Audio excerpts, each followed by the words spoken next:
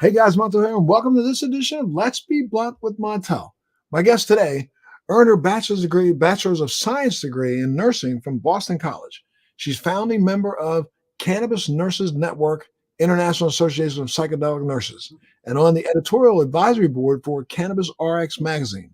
She's on a board of directors for the American Cannabis Nurses Association and is a contributing author in the first cannabis nursing book and textbook, Carey S. Clark's Handbook for Nurses. She's an award-winning podcast, the Green Nurse Podcast, sharing compelling stories of healing and decreasing the stigma around using plants as medicine. Sherri Tutkus, thank you so much for joining us today on Let's Be Blunt with Montel. Thank you so much for having me. It is an honor to be here. I am all about let's getting blunt about cannabis as medicine, for sure.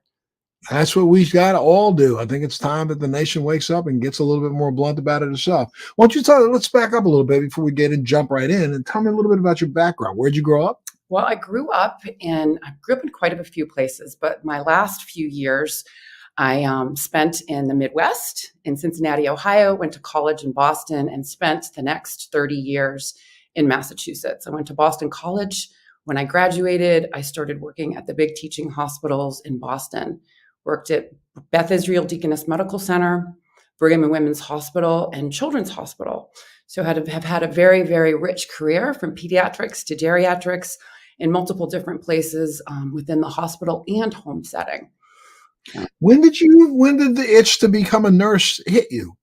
The itch to become a nurse when I was 10 years old.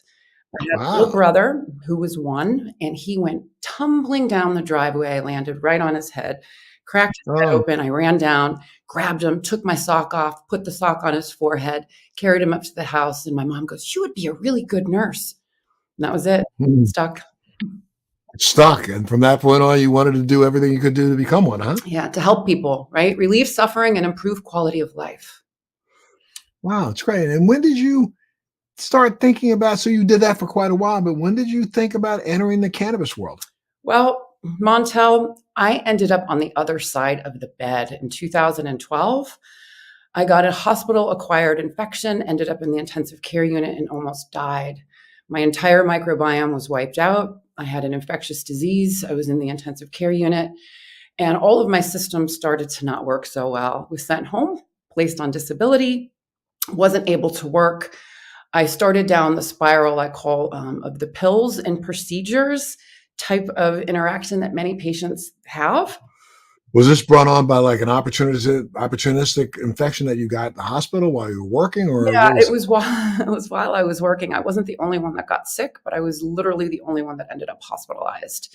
Wow. Yeah. And so basically it destroyed my gut, destroyed my microbiome. I developed autoimmune conditions, multiple chronic myofascial pain, anxiety, depression, PTSD due to the pills and procedures, surgeries being denied. And I developed agoraphobia. That's probably the one thing that is just very, very interesting that people don't understand as it's related to PTSD, mental health, and when patients are experiencing what I call medical and pharmaceutical trauma by the conventional system. So on the other side of the bed, I was circling the drain of despair. I was on over 18 pharmaceuticals. Nothing was helping me. And it was a 70-year-old nurse who came to my home with a joint. And she said, "Let's get blunt," pretty much. She said, "Sherri, get with the program. Cannabis has been around for hundreds of years. And I want to disclose something to you. I have been using cannabis since I was 17, she said. 53 years of using cannabis every single day. And I've never been hospitalized, and I'm not on any ongoing pharmaceuticals." Then she disclosed that her father was a pharmacist in Boston, and his pharmacy carried over 600 preparations of cannabis formulations within the pharmacy. Wow. But that was a time when that was illegal. Yeah, this was way back in the 1920s. And so so she disclosed information to me that I never learned about it. We never learned about cannabis in nursing school.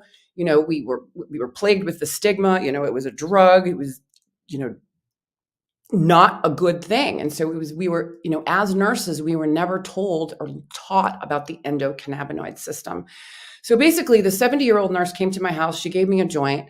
At this moment in time, I was on over 18 pharmaceuticals, and I literally had chronic suicidality due to the severe pain. I was a single mother of 3, not able to work, not able to take care of my children, and I was desperate. And so I inhaled the cannabis. The first puff, completely relaxed. Second puff, the pain went away. Third puff, I felt like I was pulled out of my body and I was able to see things from a bigger perspective. And that immediate sense of relief from a pain from a 10 to a 0. Chronic suicidality to having that aha moment.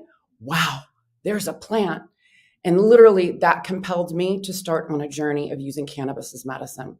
I got my medical. And how many years ago was that? About how many years ago was that? That was in 2013, 14, to the end of 13, beginning of 14. So cannabis became medically legal in Massachusetts in 2012. So gotcha. So you shifted over then for your own life, and then when did you decide that you wanted to share this with others and make this part of your professional career? Well, when I learned I had an endocannabinoid system. In 2018, the National Council State Boards of Nursing, which is the nursing regulatory board that puts out the NCLEX exam for all nurses to have their particular license in each individual state, they wrote in the Journal of Nursing Regulation a 64-page document on cannabis as medicine, and they had 6 essential areas. They put out a call to action that all nurses, nursing students, advanced practice nurses, nurse practitioners must have 6 essential areas of knowledge when it comes to cannabis as medicine. So that to me was a huge aha moment, specifically since I never learned about cannabis as medicine, nor was I ever taught about the endocannabinoid system. And this must have, I excuse my language when I say this, must have really pissed you off knowing that, go back 12 years before your aha moment, the medical world knew more, not just 12 years, 20 years before your aha moment, the medical world had known about this thing called the endocannabinoid system, but actually literally didn't tell anybody about it. Didn't tell anybody. It was prohibited, as you know, due to many different things: the paper industry, the tobacco industry, the pharmaceutical industry, the alcohol industry have prohibited. And the American Medical Association had approved of cannabis. They actually did not want it to be taken out of the pharmacopoeia. And it was that goes all the way back to 1932. Mm-hmm. Yeah, right. Yeah. No, I'm sorry, 1942. It was 1937, the Marijuana Tax Act that made it illegal. Sorry, 1939 was when doctors all jumped aboard and said this was one of the most egregious things that the medical world could do to patients. And it took us 60 years, 70 years before we started to understand that maybe they were wrong. Yeah. Exactly. And, as a nurse, my job is to care. The essence of nursing is human caring, and that's caring for the entire human experience, regardless of what patients decide to utilize to treat themselves. So that propelled me on a journey to get into the space of cannabis nursing. And at the time, there were not a lot of practitioners out there that I knew. I got my medical card and the doctor said, good luck. And I'm like, now what? Well, guess what? We're the now what? People are making great medicines. People are selling great medicines, but no one's truly teaching patients how to use cannabis as medicine. And that's what we do. So I started to propel on the journey of learning about cannabis as medicine and seeking out other nurses. I joined the American Cannabis Nurses Association, the Cannabis Nurses Network. I started studying and reading. And wait, when did the Cannabis Nurses Network start and the association start? What year was that? So they've been around for a while, but they haven't been advertised. I really honestly don't know the exact year, but I've been involved with them since the beginning, since I discovered them in 2016, 17, and 18. Started. Well, if there's an association and a network, that means that there are some medical professionals who are starting to seek out education and on a broader scale. Is that right? Yes. And so basically, nurses are the most trusted profession for over 20 years in a row. And so I found these nurses that also found the plant, many of them, with their own compelling stories of healing, and some of them in the space because their families were actually growing it as medicine. And so part of my journey wasn't only seeking out these medical professionals because I was plagued with stigma. That was part of it. So what I ended up doing was I sought out other groups within the community, whether it be recreational groups, advocacy groups, activist groups, and caregiver groups, to truly learn how and why they were doing this. How are you doing this? Why are you doing this? I wanted to get involved with the plan. I wanted to figure out how to make up my own medicine. And I needed to learn from people that were in the grassroots community. I needed to learn about what they were doing and how they were helping people, because that was the evolution that we needed to take. There was, these other nursing communities were new. Like I said, I was plagued with stigma. I didn't want anyone to know. One of the first times of my gatherings of going to one of these sessions is I showed up and I was like incognito, and I said, oh, they're probably not going to even notice me because they're probably going to be too stoned. Well, the opposite was true. They opened up their arms to me. They embraced me as a clinician, as a nurse. It was very, very humbling to be embraced into a community, specifically since I didn't know what I didn't know, and I didn't know that I didn't know it. So, Right. Right. Well, I find it, but let's talk a little bit more about other professionals. I mean, what do you think is going on right now? I mean, it's been around. We've been around now. We have over 38 states. The District of Columbia. We're probably going to have another 5 or 6. I think I'm sorry, I made me off my number. I said 38, but I think we're up to 42 states now in the District of Columbia, and it's legal either recreationally or medically in almost 85% of America. yeah. And so, are you starting to see more professionals get on board? More professionals get on board, at least trying to find out more information, Yeah. or do you think that the stigma still exists today? Both. I think the stigma still exists today, but I'm also seeing more and more professionals come on board, because that's what we do. Is we actually train healthcare professionals on how to use cannabis and medicine as medicine within their practice if their patients are using it. And we also provide them with resources and tools. And the thing is they didn't learn about it either. You go back to even nutrition. You ask doctors how much they learn about nutrition, and they literally don't get very much. So of course, with prohibition, they have completely removed that educational piece. But once health professionals actually go down that rabbit hole, there's no going back. Because the deeper you go and the more you learn, the more you realize that you don't know. And it is extremely humbling every single day to wake up and to read new research, to read new articles, to reach new. And what people don't understand with their style, I don't want to interrupt you. I'm so sorry, but just for our listeners and viewers, understand that in the last 10 years, there's been over 35,000 peer-reviewed studied documents published on cannabis. The last 2 years alone, about 3,500 each year. So the information is out there. When you hear politicians say, well, when they do more research, you feel like reaching into the television screen and smacking somebody upside the head, because all you got to do is read the research that's already there. And I find it so just dishonest and so ignorant when I hear from a doctor, or I hear from somebody say, well, but there's no scientific. I say, dude, are you kidding me? I know. How crazy can you be? I know. So, if this is a profession that's supposed to do no harm, they're supposed to be able to educate themselves to not be able to do harm. So therefore you should start reading up on the data that's out there. I was just blown away that, and we've known this now for 20 years, that cannabis has had an effect on cancer in multiple ways. Now we're starting to get really good defined information about what type of impact it can have on cannabis. On cancer. Yeah. And it's unbelievable, the fact that we understand that different cannabinoids can literally attack and block the blood source that cancer can get from the body. I mean, there's just so many new things that are out there. I find it disingenuous for somebody who calls themselves a medical professional to not want to at least study about what's already available. Well, here's the other thing that's really important for me, for health professionals, that I like them to know. Regardless of whether you believe in cannabis or not, you have an obligation as a clinician to learn about the endocannabinoid system, because the endocannabinoid system is the largest neurotransmitter signaling system in our body. It regulates all 11 organ systems and all of those neurotransmitter signaling systems that give messages to tell our body to do something or not do something. And just as an example, serotonin signaling, dopamine signaling, norepinephrine signaling, all of those different signaling systems contribute to how our body functions. So the bottom line is when I'm working with health professionals, I say, listen, I didn't know what I didn't know, but what you do need to know is every single therapy that you prescribe to your patient either positively impacts the endocannabinoid system or doesn't. There's no middle ground.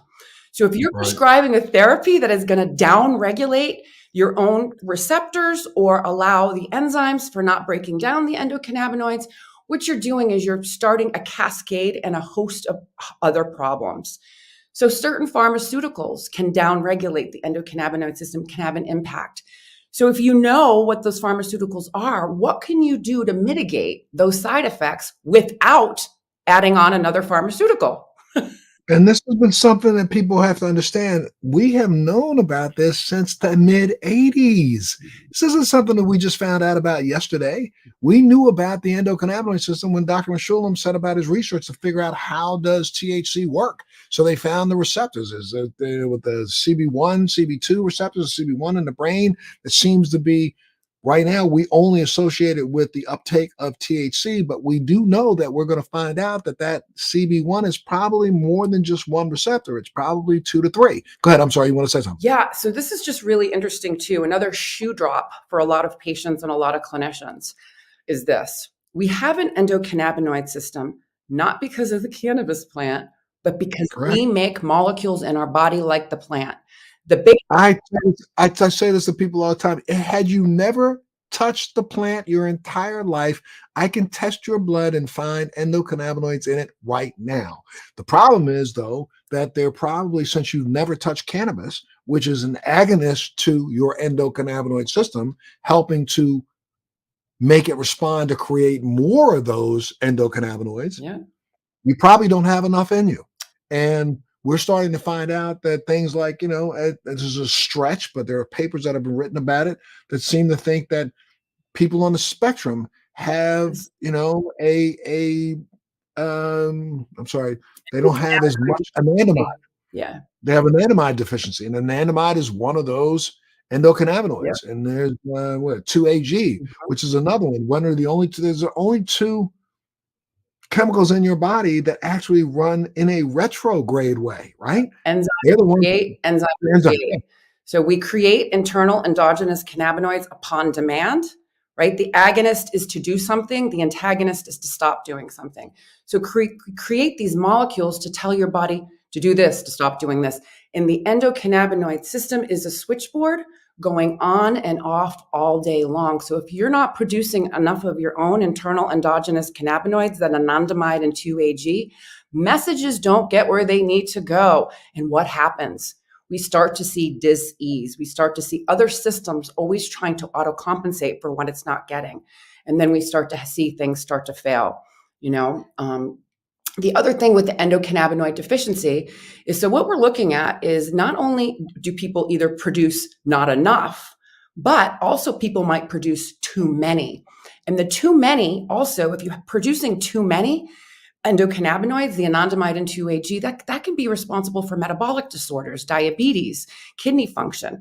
The other thing with the balancing of the endocannabinoid system is the receptors. So we're creating CB1 and CB2 receptors upon demand. If we're out of balance, we're either producing too much or not enough. And it's the same thing with enzymes. Enzyme production, the Fa and the MAGL of producing the endocannabinoids and breaking them down. It's all a fine balance. And I guess what people don't seem to understand, and I guess I shouldn't take that back, because there are now some universities across the country that are now including courses for doctors and for nurses like yourself, so that they can understand the reason why people do gravitate towards this plant, because this plant seems to help them do endogenously what they should be doing, and that is having a system that basically is like the Goldilocks zone. It operates not too hot, not too cold, but just right. That's what that word homeostasis means, right? Yes. Homeostasis, balance among all organ systems. Cannabis is the only plant that acts as a pleiotropic. And what that means is working on multiple physiological systems all at the exact same time. Right? So just imagine the plant comes in, it showers on your entire body. We have cannabinoid receptors on all of the cell surfaces of our organ systems, and we have cannabinoid receptors at those neurotransmitter signaling junction sites that connect things, right? And so And what's exciting is the fact that, we discovered this in 1988, stopped researching it in a way. And now that we've just started up again, we're going to start to find out, I think, that we thought we knew about the endocannabinoid system is just as elementary as, our knowledge of space in a way. I mean, there's so much more to learn where, we've identified those receptors with CB1, CB2, but I will bet you that within the next 5 years, they're going to discover a couple of more receptors because, the plant itself has, you know, depending on who you want to listen to, whether it's Israel or Canada or Germany right now, the numbers are different. The United States still thinks that we only got 65 cannabinoids. Canada thinks it's 256. I think that might be a little high. I don't know. Germany thinks it's around 230. So we don't even know how many cannabinoids actually truly exist in that plant, and we have not identified where they all are received. Yep, absolutely, absolutely right. So Professor Lumiere Hannes is the one that discovered the anandamide molecule. And so I had a conversation with him recently, and we were like, okay, what's the update on the plant? How many constituents are actually in it? And he said over 1,800, not cannabinoids, but 1,800 constituents in the body. Flavonoids, terpenes, those things, yes. Bioflavonoids, cannaflavins, antioxidants, essential fatty acids. So all of these different, and he says we have not isolated all of them. So it was very, very interesting just to even hear from him getting excited about more and more being discovered. So the research, like people say, oh, we're we're just scraping the tip of the iceberg. No, we're just standing on it, like literally. Absolutely. No, sure, truly. I always equate it to the fact that we're like the Wright brothers pushing that wooden plane down a hill. We haven't even figured out how to put a motor on it yet. And how to put a jet on it. And then, oh, wait a minute, we could actually take it up above the atmosphere. Yeah. So there's so much more that needs to be learned. How do you engage your patients when it comes to cannabis? Do you have them start the conversation because they come to you and say, look, I tried this, and what do you think? Or do you say to them, this may be something that you might want to consider? So we literally see patients from pediatrics to geriatrics. I'm a pediatric nurse as well. And so when patients are coming to us, they're usually coming to look up, inquire about, could this possibly help me? A lot of patients that come to us are also desperate, where they're on that, they don't know what's wrong with me. So when I hear a patient say, the doctors don't know what's wrong with me, you know what? I get excited. I go, I do. You probably have an endocannabinoid deficiency. And literally, when we just start to focus on that, we start to see things cascade. A lot of people come to us that want to get off of pharmaceuticals. A lot of people want to come to us that want to bridge the gap from what they're not getting from conventional care, make those certain pharmaceuticals work better so they don't have to increase their doses. We have helped people get off of opioids, people that have wanted to come off of fentanyl, heroin, alcohol. So we've been able to help them to safely incorporate that into their treatment plan. And just so people understand, there's research out there right now. You can look it up yourself. There's research from, I think, NYU. There's research from Brigham and Women's that says unequivocally that you can look at cannabis as not an entry drug, but an exit drug for addiction of things like opioids and alcohol. And yes, people need to recognize its viability, right? Absolutely. I came off of 18 pharmaceuticals over the course of 2 years using cannabis as medicine. My life has significantly improved, and we're seeing the improvement of so many other lives. One of the things that people don't understand about pharmaceuticals that I like to mention, if you're on 5 or more pharmaceuticals, there's a 50% chance that the drugs are interacting. If you are on 10 or more pharmaceuticals, 100% chance that they're interacting in your body and probably not in your highest and best. In a negative way. Yeah, absolutely. I would agree with you 100% on that. And I think what people need to understand, it's like, you were talking about the fact that you went through your medical issue and now have been able to get off. I mean, I literally have been as vocal as I can possibly be able to identify my autoimmune disease. But, rather than wait for 5 years for symptoms to develop to then go digging around to see if I could find if cannabis would work, the day I got diagnosed with my illness, for the first 3 months, I had doctors put me on heavy doses of opioids, to the point that I literally, and I'm one of those people who have kind of like a mild opioid aversion. I don't necessarily, my body doesn't receive or ingest the opioid the way everybody else's does. And so, I started to notice very early on because I figured it out within the first 3 weeks that, if one worked, two might work better, five might work better, seven might work better. And that was kind of ignorant. I was chasing opioids all over the country.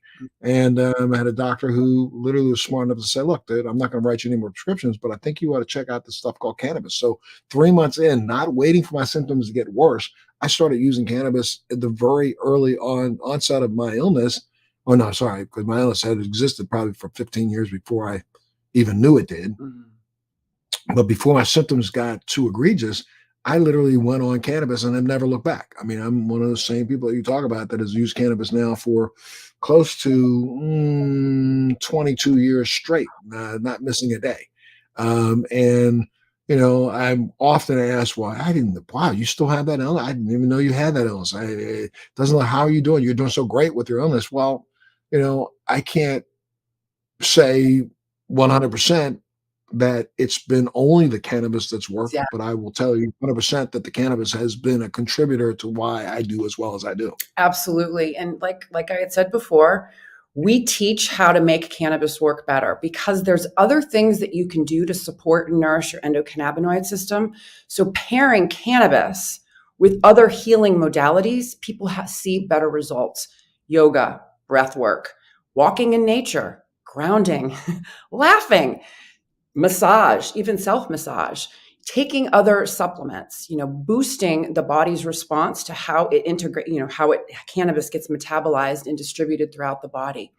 It's very, very important not to expect cannabis to be the end all be all, but it's a Correct. tool in the toolbox. So when you're looking at cannabis therapy, right, you look at a pie, it's one piece of the pie. Everything that you do or don't do, right? I said all the time, you don't go into battle with just a tank. Yeah. We go into battle with multiple different weapon systems to see if we can defeat the enemy, and that's what we need to do. It's the same thing doctors should look at. I mean, they can't go into the operating room and just have a scalpel. They have a whole myriad of tools that they use to actually achieve their results, and we need to have cannabis be one of those tools that they keep in their quiver just in case. Yes, absolutely. I'm actually presenting at the American Cannabis Nurses Association conference this year.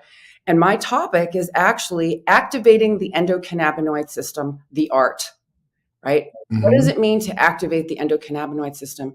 And what are those tools that can do it?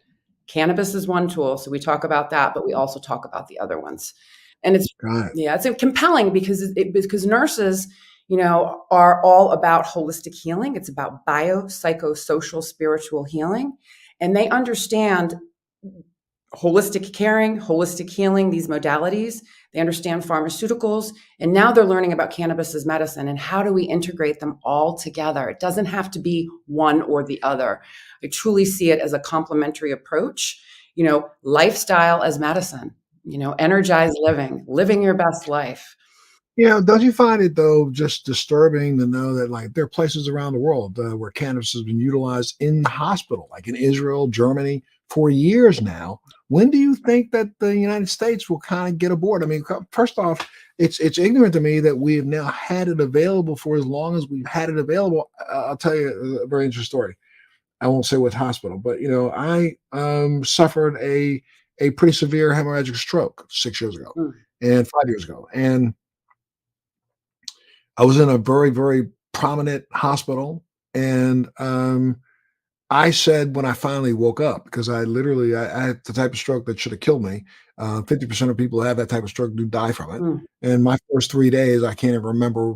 All I remember is waking and going to sleep. I don't remember much other than that. But then on day three, when I woke up and I was able to be lucid enough to be able to recognize who was around me and what was going on, I had to get up and sit down. But the first words out of my mouth to my doctor was, okay, I have my own CBD brand and I want to use it. Yeah. And the doctor was like, and I said, I also have my own THC brand. I want to use it. Mhm. At the same time that I'm using all this other shit that you're putting in me, I want to use that. And the head of the hospital said, look, I can't. I can tell you that you're not supposed to have any other medication that we didn't give you in this hospital. So I can't stop you from having something brought in and out of here to you because I can't check every single person who walks in. However, I'd feel more comfortable if you gave me what you have so we can send it down to our lab and they can take a look at it. Mm.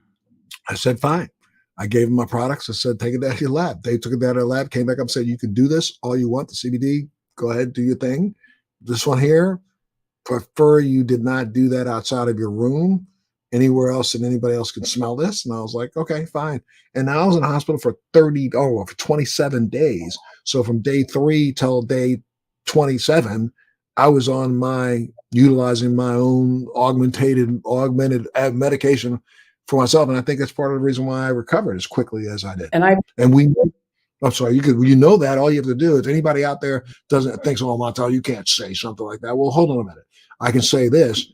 Our government recognized how efficacious cannabinoids were to ischemic incidences back in 2002 when they signed a patent for cannabis themselves, for CBD themselves. They gave themselves their own patent, and in their abstract stated how well they thought it worked for neurological issues, neurological impact issues. And so this was back in 2002. So anybody who questions me saying, well, I'm not sure if cannabis really worked out well, then you need to question your own federal government. And that patent still is in existence today. Absolutely. It is. And, your question about when is it going to be accepted into hospitals, I think, honestly, it's going to wait until it's completely descheduled. However, with that being said, I've presented at multiple hospitals, at pain clinics, hospice, social work, I've done a lot of presenting. And so my message to them is, like I said, if you don't believe in it, your patients are asking. This isn't going away. You can't put and your patients are doing it. They're doing it anyways. So, right. You don't have to get on the cannabis, but what you need to do is get on the bus of learning, right? Because you have an obligation to do no harm. You have an obligation to know everything that supports the endocannabinoid system and what doesn't. And so what we're seeing is a lot of clinicians now that are starting to go to these events and starting to learn. We do a lot of webinars and we train professionals. And so if they can't do it for whatever reason, it's usually cognitive dissonance. They have the information, but they just don't believe it yet.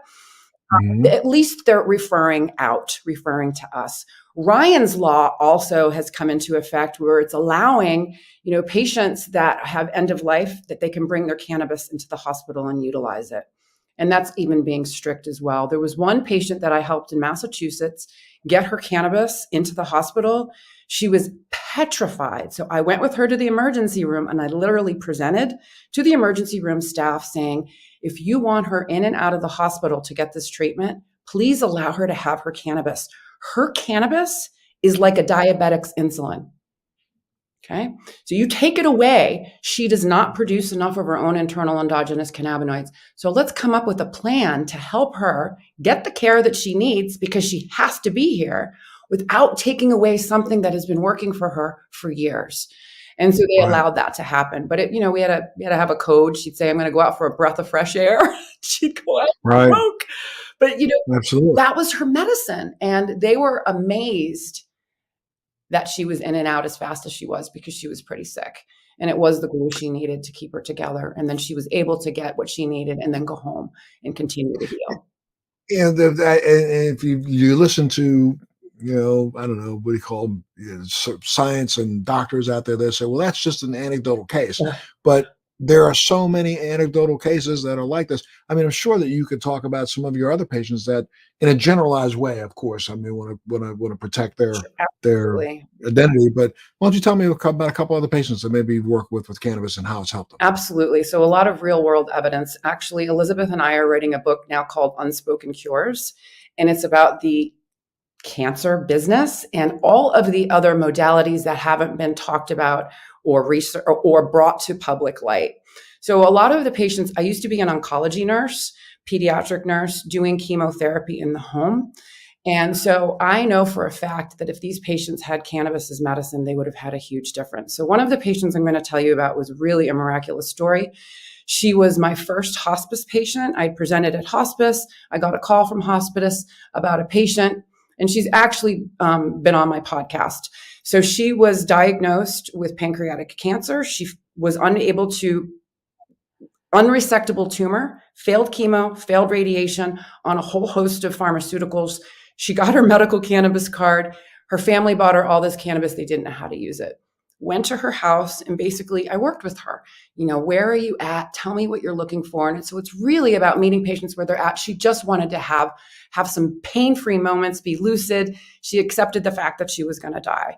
So we came up with a plan for her, and the family was calling up. She's doing great. She's feeling good. I said, okay, call me if you need anything. Well, 4 months later, I got a call from her, and she said, Sherri, I'm in the oncology office. They can't find the cancer anymore.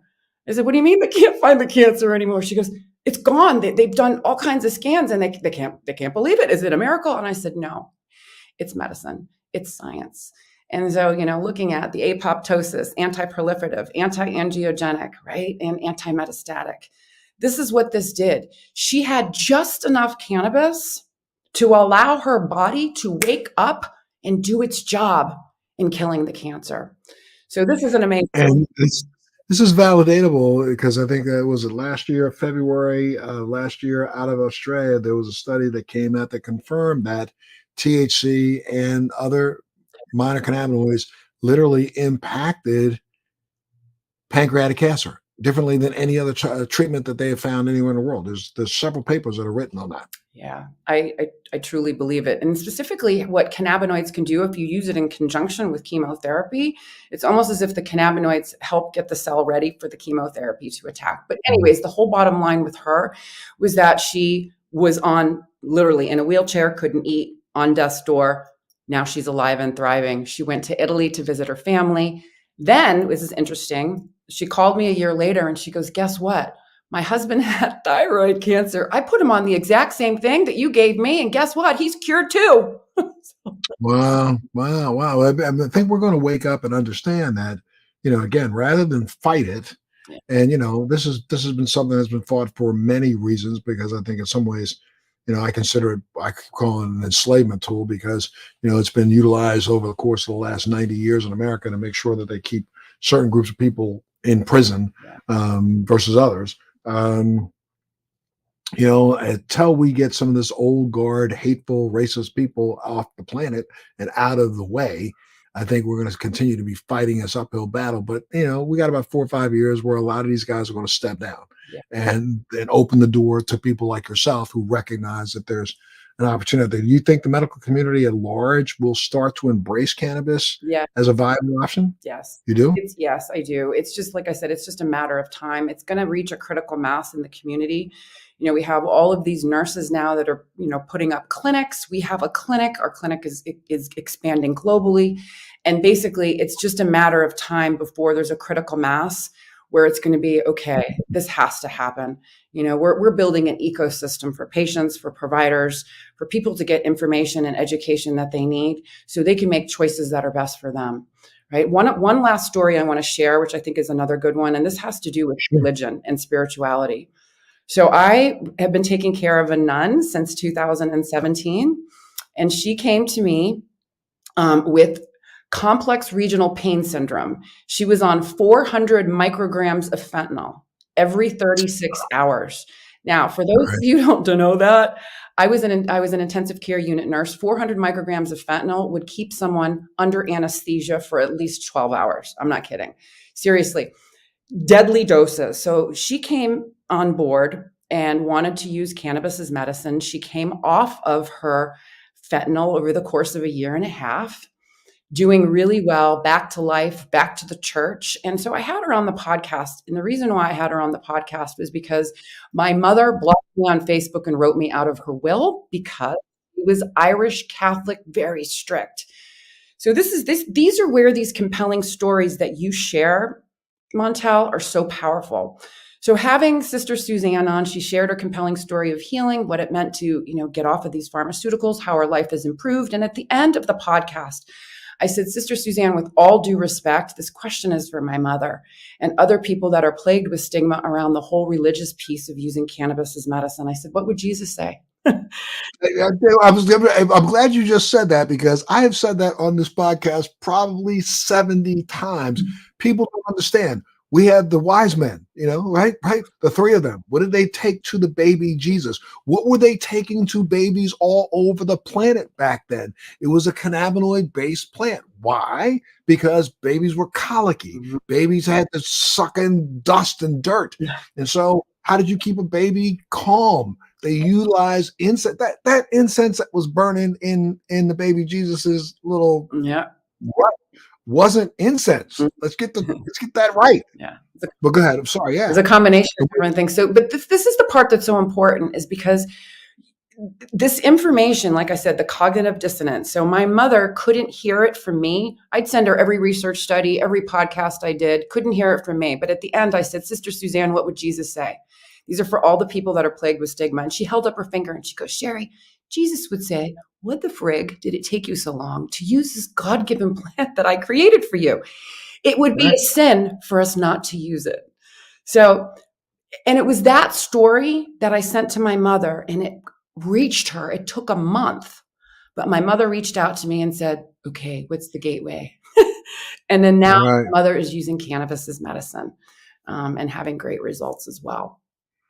So now you have also been dabbling in, or not dabbling, I shouldn't say that way. You've been doing some research on and looking at psychedelics, right? You're a member of the International Association of Psychedelic Nurses. Yeah. Tell us a little bit about your experience, and so people can understand what kind of psychedelics are we talking about. Are you talking about ketamine, or are you talking about psilocybin, or are you talking about which ones? I'm talking about all of them. Okay. So basically I was trained with Keta MD.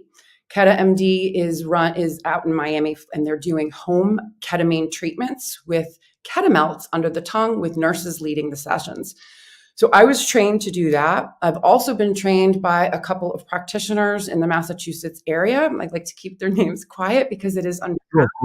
And so they're shamans, and they're from indigenous, and they've traveled the world, and they are creating these medicines and helping people on these transformational journeys. Psilocybin is something that we've been doing as nurses, creating the education and the information around it and how to use it safely, whether it be taking it for having a large trip, as they call it, or microdosing, and looking at how and why someone might want to use that and how to do it safely. So if you're going to be using any type of psychedelics for therapy, whether it be, what do we use it for? Chronic anxiety, addiction, anxiety, depression, agoraphobia, panic disorder, PTSD. It can be used for these things where people are in therapy for years and years and years and years on multiple pharmaceuticals. They've exhausted it and they're tired. And so to be able to see how this can impact someone's life so quickly is mind-blowing. Especially from the micro. A lot of people think that you have to get the benefits out of psychedelics, you have to do a trip, and that's not necessarily true at all. I'm working with a couple of different.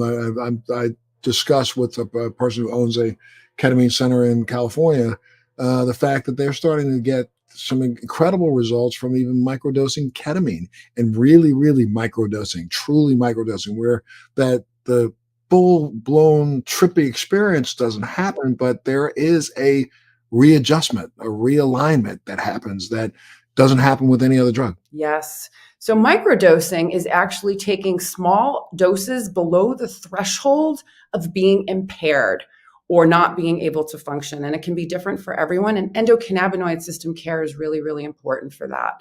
And there's different protocols that are out there. There's the Fadiman protocol, and it's 1 day on, 2 days off, 1 day on, 2 days off. And so what we've seen with a lot of patients is their ability, building their resilience. Okay. It's really about building resilience and processing emotion. One of the most difficult things we have to do as human beings is what? Feel our feelings and process them in a healthy way where we're not hurting ourselves or someone else. Right. And so psychedelics are a really, really great tool, helps people to pull out and have that bigger vision, that global vision of what's going on, and helps them to have those aha moments when things just made sense. So for me, cannabis saved my life. Psychedelics got me living again. And yeah. Unbelievable. Well, now it's really interesting though, how we've gone the same amount of time poo-pooing and trying to invalidate psychedelics. But then seems like in the last couple of years, psychedelics have hit the ground and hit the ground running, because it seems as if, science has said, there's really something truly here, but not like that cannabis stuff. Yeah. I don't understand how one can buy one and not buy the other. Well, here's the reason why. Well, first of all, prohibition with cannabis, as we go, it's been going on for a long time. Ketamine is actually FDA approved. It's a pharmaceutical that is used as an animal tranquilizer, particularly horses, and he's used in pediatric anesthesia. And at low doses, it's a dissociative, and people can actually have amazing experiences. And so it helps people to pull out. It helps to work on this area of your brain called the lateral habenula, to get you out of that spiral, that loop that people that have PTSD that are in. Helps to quiet down, helps neuroplasticity. So the right side and the left side of your brain can start to communicate better. And it helps to create what we call new dendrites, right? So we're neurogenesis, creating new brain cells to help people have the agency to make changes to benefit them, so they can do what? Live their best life, right? Right. Right. Well, that's very interesting. Now, what are some of the important considerations patients should consider when they're choosing cannabis as a treatment option, or even one of the psychedelics? Okay, so when it comes to using cannabis as medicine, my big educational teaching point is looking at risk-benefit ratio. What are you looking to treat, right? What methods of administration are you interested in? What is your cannabis experience? Have you ever had any bad cannabis experiences? What types of products have you tried before? So I always like to start off there. And oftentimes I really love patients to start off with CBD, because CBD to me is the great influencer. I call it the pinball wizard, right? It activates over 70 targets in our body. It indirectly impacts the cannabinoid CB1 and CB2 receptors.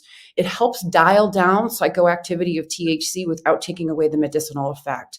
CBD comes in 3 different forms. You can get the isolated version, which is just the isolated single molecule. You can get a broad spectrum product, which is whole plant, terpenes, 0 THC, or you can get the full spectrum, whole plant, including the trace amounts of THCs that is legal.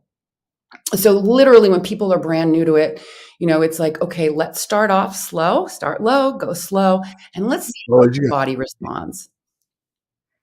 Absolutely. Well, anything else? If people want to get more information from you directly, where could they go? They can go to holisticcaring.com, www.holisticcaring.com. And when you click on the webpage, what we do have is we have a free network that is run by nurses and our pharmacist.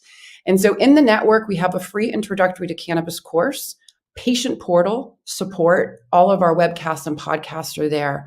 And so it's a really, really rich environment where people can go. It's off of social media, it's safe, and they have the ability to interact with patients and providers across the globe. And what's your podcast again? My podcast is called the Green Nurse Podcast, and we do weekly podcasts. We've taken a break for a good reason, because we're actually producing a documentary.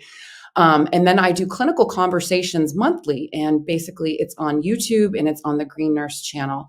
And what we're doing is we're here to decrease stigma around what it means to feel good and be high, right? And so I like people to think of the word high as H is for hope, I is for inspiration, G is for growth, and H is for healing, because that's the first thing that cannabis brings so many people is hope. And then the inspiration, they're inspired, they're in spirit, they're filled with the plant medicine. And once they're inspired, they're compelled to grow, right? Growing is an action word, doing something different. And healing isn't the absence of illness or disease, but it's doing the best you can with what you have right here, right now. And cannabis is available for those that are open to it. Excellent. Well, Sherri, I can't thank you enough for being a part of the show today and sharing of what you have. And I'd love to have you back at some point in time. Yeah, I would absolutely love to, because we love to teach and educate, and looking at different systems of the body and what you can do, not without cannabis to stimulate the endocannabinoid system, what products you might like to use, the different methods of administration. So I would love to come on and to continue to teach and educate with you. It's definitely my passion, and I'm honored to be here. Thank you. No, thank you so much. And here before we go, I want to just ask you, what do you think the next couple of years look like when it comes to cannabis? Because we've talked about it quite a bit, though there are some in your profession who are open to learning, open to understanding that, we don't know everything from a couple years of college. We continue to learn as we get older, and we continue to learn as we just develop as human beings. But there are others who are so shut off that they don't want to learn. And I think that's where we're right at the middle of the battleground right now, between those who want to learn and share the information that they know, and others who are trying to shut that down because they think that they're going to lose something. I don't know what they think they're going to lose, but they're going to lose something. If we allow that cannabis to come in, that means that, of course, what happens? People get off some of these other ridiculous pharmaceuticals that they don't need to be on. So I think that's part of the dollar sign thing is the biggest reason. But I mean, what do you think? What do you think the next couple of years look like? Put on a crystal ball. What have you thought? What do you think next year, 2 years, 3 years? Okay, so what I'll tell you from my perspective, what I'm really excited about is we're building an app. We are building an app to help patients track their use in the different products that they're using. And so what I see is we were going to be real world evidence is evidence, and real world evidence is what needs to be fueling clinical trials. So if you're seeing things over and over again, if I'm seeing 10 pediatric kids that have glioblastoma having the same results with the same formulations, we need to study that, right? So basically, it's no longer anecdote. Yeah. So I see over time, as real world evidence starts to evolve, we're going to be able to do more clinical trials and having more clinical trials, because basically that's what the medical community wants to see. They want to see more clinical trials, not just in the petri dish, but it's the double-blind, placebo, human clinical trials, which is really, really hard to do. Which is also something I think that the pharmaceutical industry set up. I know. To make things impossible to get past. I just think that's bullshit, to be honest with you. Go ahead. No, I completely agree with you. So I'm just seeing, like, if we have a critical mass in the community of people that are talking about it, it's the real world evidence. It's a people-powered progressive movement of gathering evidence and being able to present it to take a deeper dive and study. And I just think that it's going to happen. It's not a matter of if, it's a matter of when. Yeah. Gotcha. Absolutely. And I hope you're absolutely right, because I believe the same thing. I think it'll eventually happen. But from my perspective, I think we just got to get some of these old farts out of the way. And I'm one of those old farts, but some of these people who've had this stigma thought process for years are never going to change. There are certain people out there that you cannot convince that cannabis works. And then there are others who are willing to say, well, you might be right. Well, I think that right now, those who are convinced that they want to make sure that they continue to see their pharma dollars come through their campaign coffers, they're going to be the ones that are going to fight this the hardest. And then eventually, as this industry grows and understands that we have to be participants in that same format, and when cannabis starts funding some of these politicians, I think we'll start to see some of those politicians change their tune. Yeah, I agree with you. And it's a journey. So we just keep advocating. We're activists, we're educators, we care. And, we're here to hold people's hands until they're ready to let go. Seriously, it's a plant. It's safe. It's never killed anyone. But, you need to learn how to use it appropriately. And that's what we do. We teach safe consumption for whatever you are looking to create in your life. And the last point that you made earlier, I think is a point that maybe we'll go and end on, is that it's not necessarily for everyone. No. I mean, cannabis will work for the majority of people out there if they go into it the right way. Mm-hmm. But there will be a small group of people that it will not affect the way we want it to. Yeah. That's life.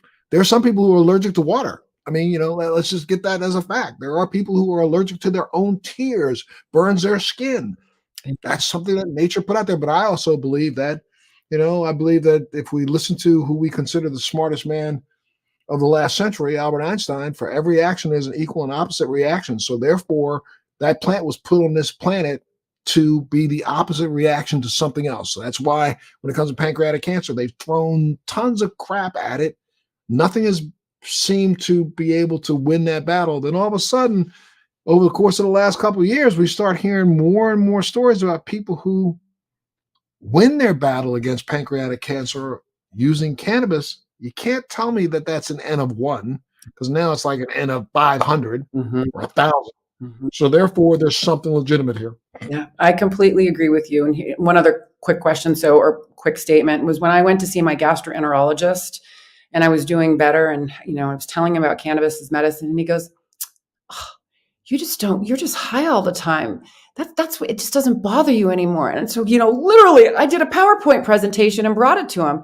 How we have cannabinoid receptors on our gastrointestinal tract. Our endocannabinoid system is the system that connects our enteric nervous system to our central nervous system. So literally, it's just the education. We just have to keep educating. And also, too, one of the other things is I do have compassion for health professionals that don't know about this, because when I learned about it and I started doing this, I got embarrassed. I was embarrassed. I was like, how could I not know this? How Right. I have been kept in the dark. And I'm so sad that I had to get sick and had to suffer, but that's why I'm doing what I'm doing. No one deserves to suffer. Everyone deserves to have a high quality of life.